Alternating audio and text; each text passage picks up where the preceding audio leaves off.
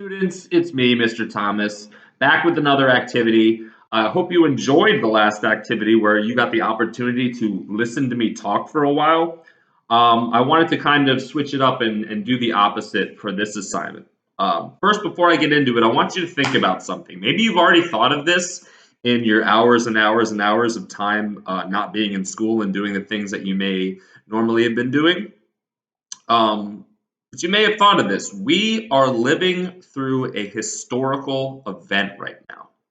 The things that are happening and the situation related to the quarantine and the social distancing and COVID-19 and everything, that is something that we're probably going to be talking about into the future. We're going to look back at this time and the things that we were doing during this time and remember them.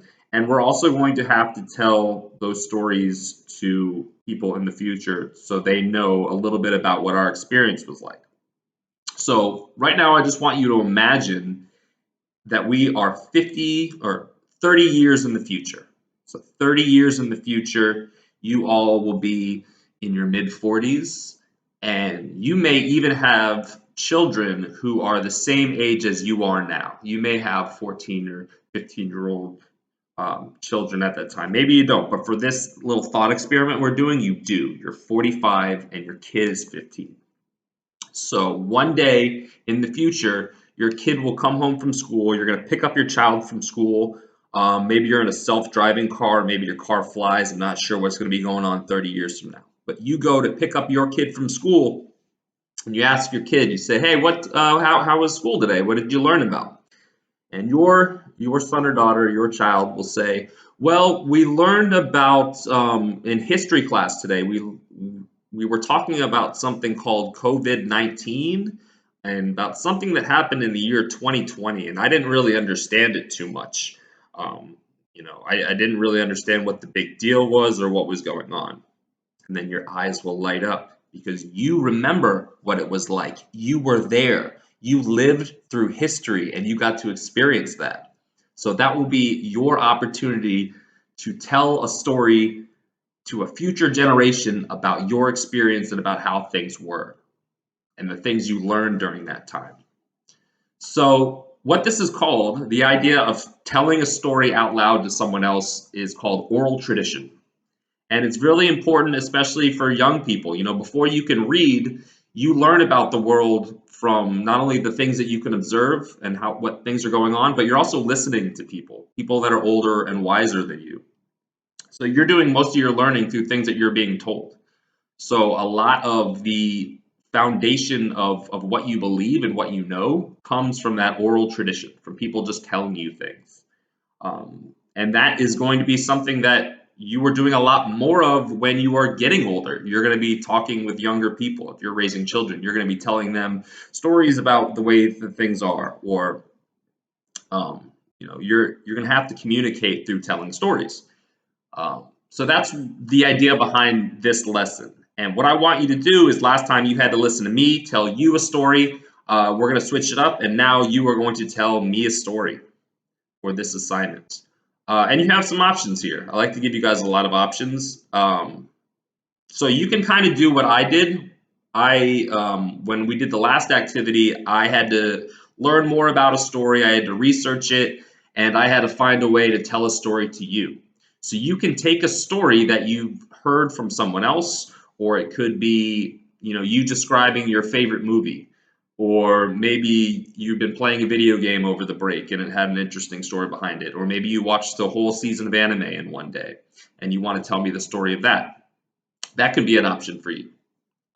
Or you can kind of take the oral tradition history route and think about something that's happened to you and tell a story about that. It could be a true story. It could be something that happened to you or someone that you know. So yeah, you have options. You can use another story that already exists, or it could be something that maybe a lot of people don't know that just happened to you. And if you're like me, you'll discover some things while you're doing this. If you go back to the video that I did, you may have noticed that I kind of forgot some of the details that I was talking about as I was telling the story. Sometimes I even make stuff up at times when I couldn't remember details if I thought that maybe the thing I forgot wasn't that important. That's why I didn't remember it. So I just kind of put something else in there. That happens. Our memories aren't perfect. Um, Sometimes even things that happen to us personally, we don't always remember correctly. And I could share examples of stories that really happened to me. I might make another video about that to give you an example of that. But really, you have the option of choosing a story that you've already heard or telling a story about yourself. Couple things about this assignment. I'm not going to grade this assignment. I may choose to do extra credit if I have a few people that are turning this in and doing a great job with it, putting effort into it. Might count that as extra credit, but this isn't going to be a requirement. This is something that you may just choose to do because maybe you're bored in the house and maybe you're also bored in the house and you just are looking for something to do. This is an opportunity to do something like that. You can either make a video like I've been doing here to tell your story, or you can type out your story. If you're going to make a video, there are some things to be aware of. One is dress code. Make sure that you are, fully dressed like you would be going to school before you make any videos for class or anything like that. Check with your parents too about that. And also try not to make too long of a video. I would say anything over 10 minutes is probably going to just take too long to actually upload. So just be aware of that when you're planning out what you're going to do. And if you record it, it's too long, you may want to think of things to cut out. You could also type up in a document and submit it that way. It's up to you. If you're going to do a video, it's also a little bit complicated, and there is a link on this page. If you go down to where it says requirements, there's a link there that gives you instructions on how to upload a video. It's a little bit difficult, and sometimes I've recorded whole videos and then lost them because I didn't save something right. So you can try it out a couple times, test it out. You can always submit an assignment more than once and delete some of your old ones. If you have any questions about any of that, please reach out to me and I'll try to walk you through whatever you're doing. You could also include comprehension questions like I did with the last assignment. I had questions about the story I was telling. You can do that. I'll try to answer them too.